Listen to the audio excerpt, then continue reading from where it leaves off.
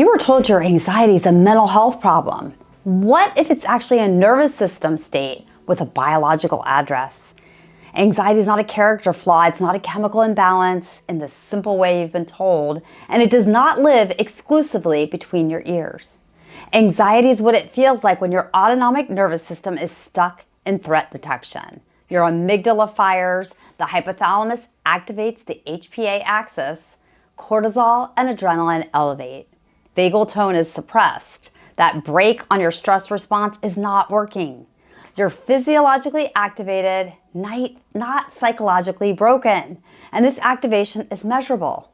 Heart rate variability, or HRV, is a direct readout of autonomic balance.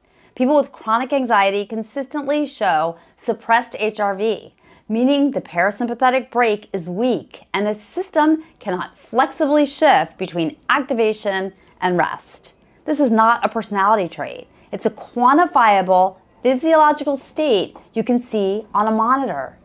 Here's where it gets interesting.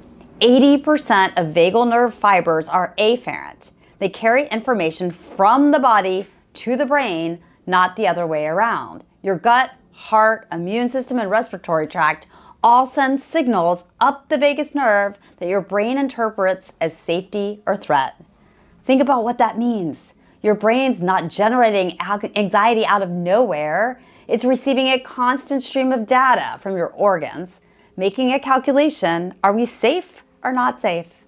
The brain is responding to the body far more than the body is responding to the brain. When your gut's inflamed, a permeable barrier, bacterial endotoxins, they leak into the bloodstream. Those inflammatory signals travel up the vagal nerve and your brain registers threat. When blood sugar crashes, your brain registers threat.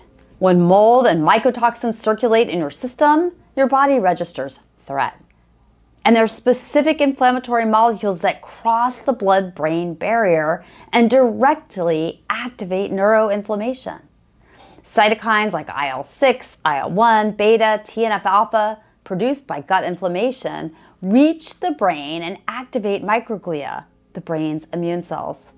Those activated microglia alter neurotransmitter metabolism.